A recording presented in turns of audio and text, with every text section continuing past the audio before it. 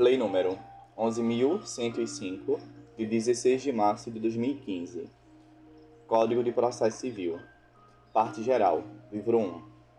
Das normas processuais civis. Título único. Das normas fundamentais e da aplicação das normas processuais. Capítulo 1. Das normas fundamentais do processo civil. Artigo 1. O processo civil será ordenado, disciplinado e interpretado conforme os valores e as normas fundamentais estabelecidos na Constituição da República Federativa do Brasil, observando-se as disposições deste Código. Artigo 2. O processo começa por iniciativa da parte e se desenvolve por impulso oficial, salvo as exceções previstas em lei. Artigo 3. Não se excluirá da apreciação judicial ameaça ou lesão a direito. Parágrafo 1. É permitida a arbitragem, na forma da lei. Parágrafo 2. O Estado promoverá, sempre que possível, a solução consensual dos conflitos. Parágrafo 3. A conciliação, a mediação e outros métodos de solução consensual de conflitos deverão ser estimulados por juízes, advogados, defensores públicos e membros do Ministério Público, inclusive no curso do processo judicial. Artigo 4. As partes têm o direito de obter, em prazo razoável, a solução integral do mérito, incluída a atividade satisfativa. Artigo 5. Aquele que de qualquer forma participa do processo deve comportar-se de acordo com a boa-fé. Artigo 6. Todos os sujeitos do processo devem cooperar entre si para que se obtenha, em tempo razoável, decisão de mérito justa e efetiva. Artigo 7. É assegurada às partes paridade de tratamento em relação ao exercício de direitos e faculdades processuais, aos meios de defesa, aos ônus, aos deveres e à aplicação de sanções processuais, competindo ao juiz zelar pelo efetivo contraditório. Artigo 8. Ao aplicar o ordenamento jurídico, o juiz atenderá aos fins sociais e às exigências do bem comum, resguardando e promovendo a dignidade da pessoa humana e observando a proporcionalidade, a razoabilidade, a legalidade, a publicidade e a eficiência. Artigo 9. Não se proferirá decisão contra uma das partes, sem que ela seja previamente ouvida. Parágrafo único. O disposto no caput não se aplica. Inciso 1. A tutela provisória de urgência. Inciso 2. As hipóteses de tutela da evidência previstas no artigo 311, incisos 2 e 3. Inciso 3. A decisão prevista no artigo 701. Artigo 10. O juiz não pode decidir, em grau algum de jurisdição, com base em fundamento a respeito do qual não se tenha dado às partes oportunidade de se manifestar, ainda que se trate de matéria sobre a qual deva decidir de ofício. Artigo 11. Todos os julgamentos dos órgãos do Poder Judiciário serão públicos e fundamentadas todas as decisões, sob pena de nulidade. Parágrafo único.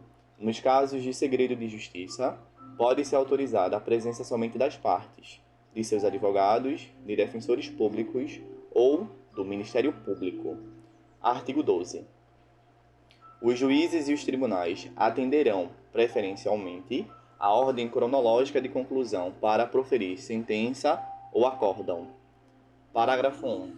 A lista de processos aptos a julgamento deverá estar permanentemente à disposição para consulta pública em cartório e na rede mundial de computadores. Parágrafo 2. Estão excluídos da regra do caput. Inciso 1. As sentenças proferidas em audiência, homologatórias de acordo ou de improcedência liminar do pedido. Inciso 2. O julgamento de processos em bloco para aplicação de tese jurídica firmada em julgamento de casos repetitivos. Inciso 3. O julgamento de recursos repetitivos ou de incidente de resolução de demandas repetitivas. Inciso 4. As decisões proferidas com base nos artigos 485 e 932. Inciso 5. O julgamento de embargos de declaração. Inciso 6. O julgamento de agravo interno. Inciso 7. As preferências legais e as metas estabelecidas pelo Conselho Nacional de Justiça. Inciso 8. Os processos criminais nos órgãos jurisdicionais que tenham competência penal. Inciso 9. A causa que exija urgência no julgamento, assim reconhecida por decisão fundamentada. Parágrafo 3. Após a elaboração de lista própria, respeitar-se-á a ordem cronológica das conclusões entre as preferências legais. Parágrafo 4. Após a inclusão do processo na lista de que trata o parágrafo 1, o requerimento formulado pela parte não altera a ordem cronológica para a decisão, exceto quando implicar a reabertura da instrução ou a conversão do julgamento em diligência. Parágrafo 5. Decidido o requerimento previsto no parágrafo 4, o processo retornará à mesma posição em que anteriormente se encontrava na lista. Parágrafo 6. Ocupará o primeiro lugar na lista prevista no parágrafo 1 ou, conforme o caso, no parágrafo 3, o processo que, inciso 1, tiver sua sentença ou acórdão anulado, salvo quando houver necessidade de realização de diligência ou de complementação da instrução. Inciso 2. Se enquadrar na hipótese do artigo 1040, inciso 2. Capítulo 2. Da aplicação das normas processuais. Artigo 13. A jurisdição civil será regida pelas normas processuais brasileiras, ressalvadas as disposições específicas previstas em tratados, convenções ou acordos internacionais de que o Brasil seja parte. Artigo 14. A norma processual não retroagirá e será aplicável imediatamente aos processos em curso, respeitados os atos processuais praticados e as situações jurídicas consolidadas sob a vigência da norma revogada. Artigo 15. Na ausência de normas que regulem processos eleitorais, trabalhistas ou administrativos, as disposições deste Código lhes serão aplicadas supletiva e subsidiariamente. Livro 2. Da função jurisdicional. Título 1. Da jurisdição e da ação. Artigo 16. A jurisdição civil é exercida pelos juízes e pelos tribunais em todo o território nacional, conforme as disposições deste Código. Artigo 17. Para postular em juízo, é necessário ter interesse e legitimidade. Artigo 18. Ninguém poderá pleitear direito alheio em nome próprio, salvo quando autorizado pelo ordenamento jurídico. Parágrafo único. Havendo substituição processual, o substituído poderá intervir como assistente litisconsocial. Artigo 19. O interesse do autor pode limitar-se à declaração, inciso 1, da existência, da inexistência ou do modo de ser de uma relação jurídica. Inciso 2, da autenticidade ou da falsidade do documento. Artigo 20. É admissível a ação meramente declaratória, ainda que tenha ocorrido a violação do direito. Título 2. Dos limites da jurisdição nacional e da cooperação internacional. Capítulo 1. Dos limites da jurisdição nacional. Artigo 21. Compete à autoridade judiciária brasileira processar e julgar as ações em que, inciso 1, o réu, qualquer que seja a sua nacionalidade, estiver domiciliado no Brasil. Inciso 2. No Brasil tiver de ser cumprida a obrigação. Inciso 3. O fundamento seja fato ocorrido ou ato praticado no Brasil. Parágrafo único. Para o fim do disposto no inciso 1, considera-se domiciliada no Brasil a pessoa jurídica estrangeira, que nele tiver agência, filial ou sucursal. Artigo 22.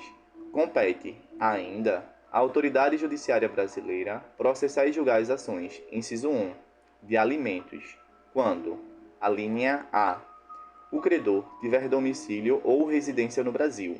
A linha B, o réu mantiver vínculos no Brasil, tais como posse ou propriedade de bens, recebimento de renda ou obtenção de benefícios econômicos. Inciso 2. Decorrentes de relações de consumo, quando o consumidor tiver domicílio ou residência no Brasil. Inciso 3. Em que as partes, expressa ou tacitamente, se submeterem à jurisdição nacional. Artigo 23. Compete à autoridade judiciária brasileira, com exclusão de qualquer outra. Inciso 1. conhecer de ações relativas a imóveis situados no Brasil. Inciso 2. Em matéria de sucessão hereditária, proceder à confirmação de testamento particular e ao inventário e à partilha de bens situados no Brasil, ainda que o autor da herança seja de nacionalidade estrangeira ou tenha domicílio fora do território nacional. Inciso 3. Em divórcio, separação judicial ou dissolução de união estável, proceder à partilha de bens situados no Brasil, ainda que o titular seja de nacionalidade estrangeira ou tenha domicílio fora do território nacional. Artigo 24. A ação proposta perante tribunal estrangeiro não induz litispendência e não obsta a que a autoridade judiciária brasileira conheça da mesma causa e das que lhe são conexas, ressalvadas as disposições em contrário de tratados internacionais e acordos bilaterais em vigor no Brasil. Parágrafo único. A pendência de causa perante a jurisdição brasileira não impede a homologação de sentença judicial estrangeira, quando exigida para produzir efeitos no Brasil. Artigo 25. Não compete à autoridade judiciária brasileira o processamento e o julgamento da ação quando houver cláusula de eleição de foro exclusivo e estrangeiro, em contrato internacional arguida pelo réu na contestação. Parágrafo 1. Não se aplica o disposto no caput às hipóteses de competência internacional exclusiva previstas neste Código. Parágrafo 2. Aplica-se a hipótese do caput o artigo 63, parágrafos 1 a 4. Capítulo 2. Da cooperação internacional. Seção 1. Disposições gerais. Artigo 26. A cooperação jurídica internacional será regida por tratado de que o Brasil faz parte e observará, inciso 1, o respeito às garantias do devido processo legal no Estado requerente. Inciso 2. A igualdade de tratamento entre nacionais e estrangeiros, residentes ou não no Brasil, em relação ao acesso à justiça e à tramitação dos processos, assegurando-se assistência judiciária aos necessitados. Inciso 3.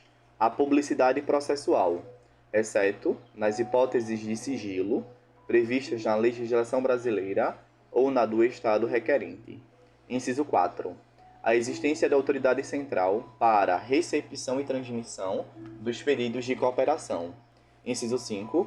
A espontaneidade na transmissão de informações a autoridades estrangeiras. Parágrafo 1. Na ausência de tratado, a cooperação jurídica internacional poderá realizar-se com base em reciprocidade, manifestada por via diplomática. Parágrafo 2. Não se exigirá reciprocidade, referida no parágrafo 1, para homologação de sentença estrangeira. Parágrafo 3. Na cooperação jurídica internacional, não será admitida a prática de atos que contrariem ou que produzam resultados incompatíveis com as normas fundamentais que regem o Estado brasileiro. Parágrafo 4. O Ministério da Justiça exercerá as funções de autoridade central, na ausência de designação específica. Artigo 27. A cooperação jurídica internacional terá por objeto, inciso 1, citação, intimação e notificação judicial e extrajudicial. Inciso 2. Colheita de provas e obtenção de informações. Inciso 3. Homologação e cumprimento de decisão. Inciso 4. Concessão de medida judicial de urgência. Inciso 5. Assistência jurídica internacional. Inciso 6.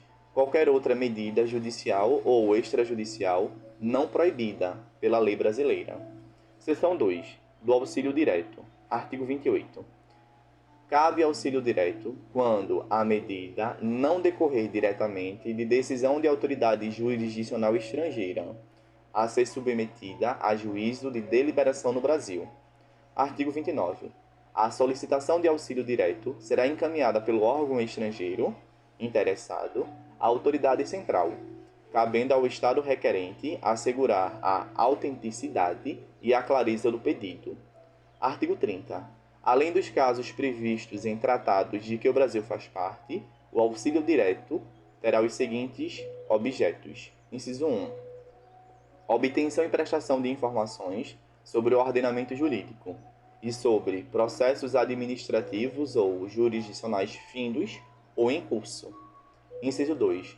Colheita de provas, salvo se a medida for adotada em processo, em curso no estrangeiro, de competência exclusiva de autoridade judiciária brasileira. Inciso 3. Qualquer outra medida judicial ou extrajudicialmente não proibida pela lei brasileira. Artigo 31. A autoridade central brasileira comunicar-se-á diretamente com seus congêneres e, se necessário, com outros órgãos estrangeiros responsáveis pela tramitação e pela execução de pedidos de cooperação enviados e recebidos pelo Estado brasileiro, respeitadas disposições específicas constantes de tratado. Artigo 32. No caso de auxílio direto para a prática de atos que, segundo a lei brasileira, não necessitem de prestação jurisdicional, a autoridade central adotará as providências necessárias para seu cumprimento. Artigo 33.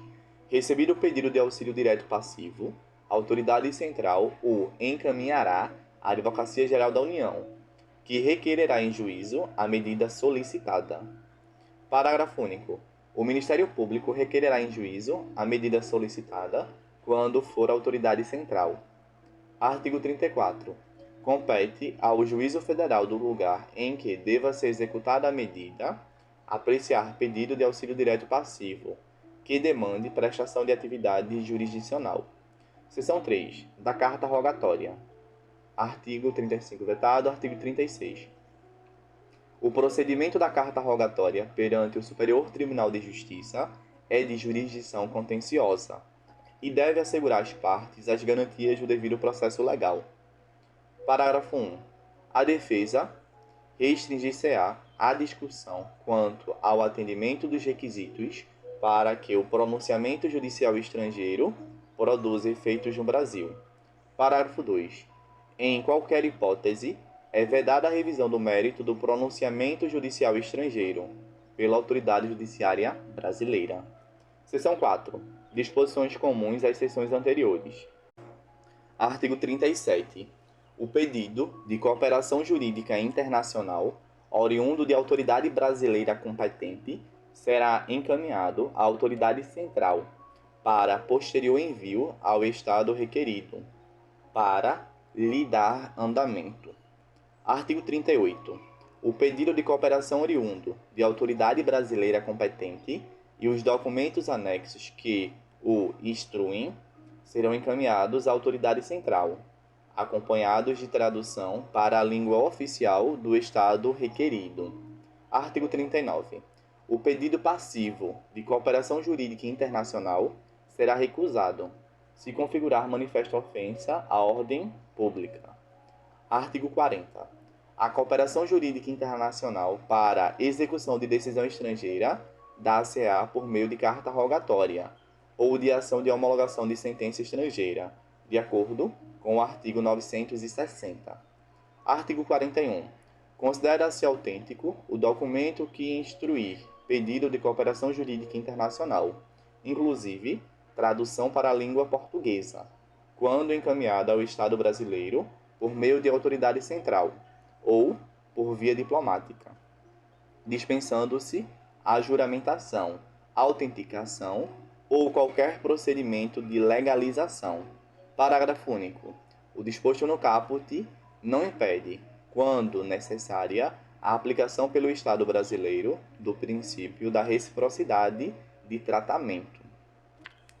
Título 3. Da competência interna. Capítulo 1.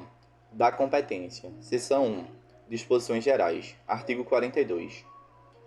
As causas cíveis serão processadas e decididas pelo juiz, nos limites de sua competência, ressalvado às partes o direito de instituir juízo arbitral, na forma da lei. Artigo 43. Determina-se a competência no momento do registro ou da distribuição da petição inicial, sendo irrelevantes as modificações do estado de fato ou de direito ocorridas posteriormente, salvo quando suprimirem órgão judiciário ou alterarem a competência absoluta. Artigo 44. Obedecidos os limites estabelecidos pela Constituição Federal, A competência é determinada pelas normas previstas neste Código ou em legislação especial, pelas normas de organização judiciária e, ainda, no que couber, pelas Constituições dos Estados. Artigo 45. Tramitando o processo perante outro juízo, os autos serão remetidos ao juízo federal competente, se nele intervier a União, suas empresas públicas, entidades autárquicas e fundações, ou Conselho de Fiscalização de Atividade Profissional, na qualidade de parte ou de terceiro interveniente, exceto as ações, inciso 1, de recuperação judicial, falência, insolvência civil e acidente de trabalho. Inciso 2, sujeitas à Justiça Eleitoral e à Justiça do Trabalho. Parágrafo 1. Os autos não serão remetidos se houver pedido cuja apreciação seja de competência do juízo perante o qual foi proposta a ação. Parágrafo 2. Na hipótese do parágrafo 1, o juiz, ao não admitir a acumulação de pedidos em razão da incompetência para apreciar qualquer deles, não examinará o mérito daquele em que existe interesse da União, de suas entidades autárquicas ou de suas empresas públicas. Parágrafo 3. O juízo federal restituirá os autos ao juízo estadual sem suscitar conflito, se o ente federal cuja presença ensejou a remessa for excluído do processo. Artigo 46. A ação fundada em direito pessoal ou em direito real sobre bens móveis será proposta, em regra, no foro de domicílio do réu. Parágrafo 1. Tendo mais de um domicílio, o réu será demandado no foro de qualquer deles. Parágrafo 2. Sendo incerto ou desconhecido o domicílio do réu, ele poderá ser demandado onde for encontrado ou no foro de domicílio do autor. Parágrafo 3. Quando o réu não tiver domicílio ou residência no Brasil, a ação será proposta no foro de domicílio do autor e, se este também residir fora do Brasil, a ação será proposta em qualquer foro. Parágrafo 4. Havendo dois ou mais réus com diferentes domicílios, serão demandados no foro de qualquer deles, à escolha do autor. Parágrafo 5. A execução fiscal será proposta no foro de domicílio do réu, no de sua residência ou no lugar onde for encontrado. Artigo 47. Para as ações fundadas em direito real sobre imóveis, é competente o foro de situação da coisa. Parágrafo 1. O autor pode optar pelo foro de domicílio do réu ou pelo foro de eleição, se o litígio não recair sobre direito de propriedade, vizinhança, servidão, divisão e demarcação de terras e de nunciação de obra nova. Parágrafo 2. A ação possessória imobiliária será proposta no foro de situação da coisa, cujo juízo tem competência absoluta. Artigo 48. O foro de domicílio do autor da herança no Brasil é o competente para o inventário, a partilha, a arrecadação, o cumprimento de disposições de última vontade, a impugnação ou anulação de partilha extrajudicial e para todas as ações em que o espólio for réu, ainda que o óbito tenha ocorrido no estrangeiro. Parágrafo único. Se o autor da herança não possuía domicílio certo, é competente. Inciso 1. O foro de situação dos bens imóveis. Inciso 2. Havendo bens imóveis em foros diferentes, qualquer destes. Inciso 3. Não havendo bens imóveis, o foro do local de qualquer dos bens do espólio. Artigo 49. A ação em que o ausente for réu será proposta no foro de seu último domicílio, também competente para a arrecadação, o inventário, a partilha e o cumprimento de disposições testamentárias. Artigo 50. A ação em que o incapaz for réu será proposta no foro de domicílio de seu representante ou assistente. Artigo 51. É competente o foro de domicílio do réu para as causas em que seja autora a União. Parágrafo único. Se a União for a demandada, a ação poderá ser proposta no foro de domicílio do autor, no de ocorrência do ato ou fato que originou a demanda, no de situação da coisa ou no Distrito Federal. Artigo 52. É competente o foro de domicílio do réu para as causas em que seja autor Estado ou o Distrito Federal. Parágrafo único. Se Estado ou o Distrito Federal for o demandado, a ação poderá ser proposta no foro de domicílio do autor, no de ocorrência do ato ou fato que originou a demanda, no de situação da coisa ou na capital do respectivo ente federado. Artigo 53. É competente o foro, inciso 1, para a ação de divórcio, separação, anulação de casamento e reconhecimento ou dissolução de união estável. A linha A, de domicílio do guardião de filho incapaz. A linha B, do último domicílio do casal, caso não haja filho incapaz. A linha C, de domicílio do réu, se nenhuma das partes residir no antigo domicílio do casal. A linha D, de domicílio da vítima de violência doméstica e familiar, nos termos da Lei nº 11.340, de 2006, que é a Lei Maria da Penha. Inciso 2. De domicílio ou residência do alimentando para a ação em que se pedem alimentos. Inciso 3. Do lugar, a linha A, onde está a sede para a ação em que for ré, pessoa jurídica. A linha B, onde se acha agência ou sucursal, quanto às obrigações que a pessoa jurídica contraiu. A linha C, onde exerce suas atividades para a ação em que for ré, sociedade ou associação sem personalidade jurídica. A linha D, onde a obrigação deve ser satisfeita para a ação em que se lhe exigiu o cumprimento.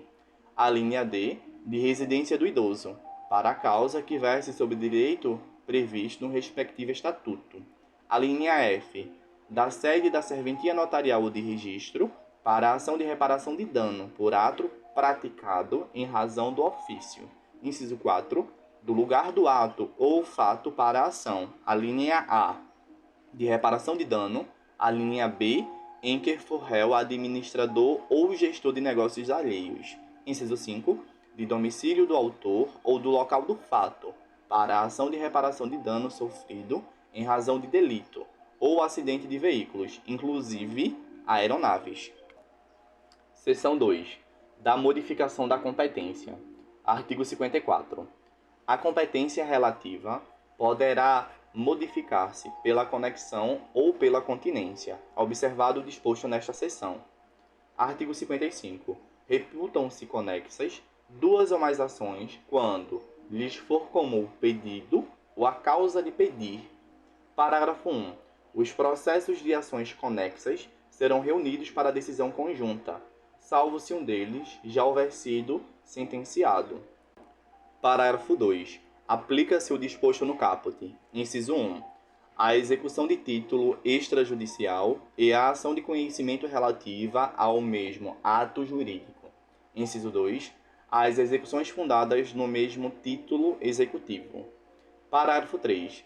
Serão reunidos para julgamento conjunto os processos que possam gerar risco de prolação de decisões conflitantes ou contraditórias, caso decididos separadamente, mesmo sem conexão entre eles. Artigo 56. Dá-se-á continência entre duas ou mais ações quando houver identidade quanto às partes e a causa de pedir, mas o pedido de uma, por ser mais amplo, abrange o das demais. Artigo 57. Quando houver continência e a ação continente tiver sido proposta anteriormente, no processo relativo à ação contida, será proferida a sentença sem resolução de mérito. Caso contrário, as ações serão necessariamente reunidas. Artigo 58. A reunião das ações propostas em separado far-se-á no juízo prevento, onde serão decididas simultaneamente. Artigo 59. O registro ou a distribuição da petição inicial torna prevento o juízo. Artigo 60. Se o imóvel se achar situado em mais de um estado, comarca, seção ou subseção judiciária, a competência territorial do juízo prevento estender-se-á sobre a totalidade do imóvel. Artigo 61. A ação acessória será proposta no juízo competente para a ação principal. Artigo 62. A competência determinada em razão da matéria, da pessoa ou da função é inderrogável por convenção das partes. Artigo 63. As partes podem modificar a competência em razão do valor e do território, elegendo foro onde será proposta a ação oriunda de direitos e obrigações. Parágrafo 1. A eleição de foro só produz efeito quando constar de instrumento escrito e aludir expressamente a determinado negócio jurídico. Parágrafo 2. O foro contratual obriga os herdeiros e sucessores das partes. Parágrafo 3. Antes da citação, a cláusula de eleição de foro, se abusiva, pode ser reputada ineficaz de ofício pelo juiz, que determinará a remessa dos autos ao juízo do foro de domicílio do réu. Parágrafo 4. Citado, incumbe ao réu alegar a abusividade da cláusula de eleição de foro na contestação, sob pena de preclusão. Seção 3. Da incompetência. Artigo 64. A incompetência absoluta ou relativa será alegada como questão preliminar de contestação. Parágrafo 1. A incompetência absoluta pode ser alegada em qualquer tempo e grau de jurisdição e deve ser declarada de ofício. Parágrafo 2. Após manifestação da parte contrária, o juiz decidirá imediatamente a alegação de incompetência. Parágrafo 3. Caso a alegação de incompetência seja acolhida, os autos serão remetidos ao juízo competente. Parágrafo 4. Salvo decisão judicial em sentido contrário, conservar-se-ão os efeitos de decisão proferida pelo juízo incompetente até que outra seja proferida, se for o caso, pelo juízo competente. Artigo 65. Prorrogar-se-á a competência relativa se o réu não alegar incompetência em preliminar de contestação. Parágrafo único. A incompetência relativa pode ser alegada pelo Ministério Público nas causas em que atuar. Artigo 68. Há conflito de competência quando, inciso 1, dois ou mais juízes se declarem competentes. Inciso 2, dois ou mais juízes se consideram incompetentes, atribuindo um ao outro a competência. Inciso 3, entre dois ou mais juízes surge controvérsia acerca da reunião ou separação de processos. Parágrafo único. O juiz que não acolher a competência declinada deverá suscitar o conflito, salvo se a atribuir a outro juízo. Capítulo 2. Da Cooperação Nacional. Artigo 67.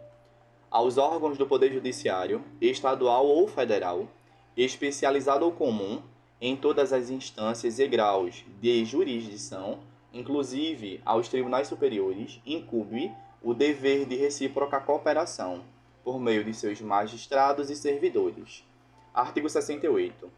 Os juízos poderão formular entre si pedido de cooperação para a prática de qualquer ato processual. Artigo 69. O pedido de cooperação jurisdicional deve ser prontamente atendido, prescinde de forma específica e poderá ser executado como: inciso 1, auxílio direto; inciso 2, reunião ou apensamento de processos; inciso 3, prestação de informações; inciso 4, atos concertados entre os juízes cooperantes. Parágrafo 1. As cartas de ordem, precatória e arbitral seguirão o regime previsto neste Código. Parágrafo 2.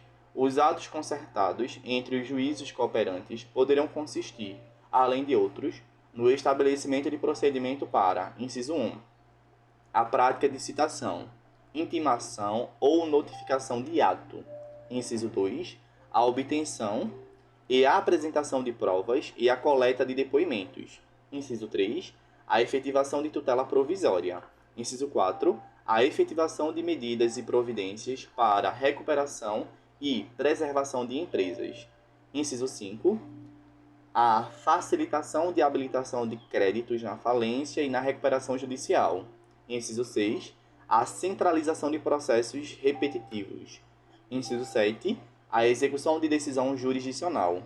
Parágrafo 3. O pedido de cooperação judiciária pode ser realizado entre órgãos jurisdicionais de diferentes ramos do Poder Judiciário.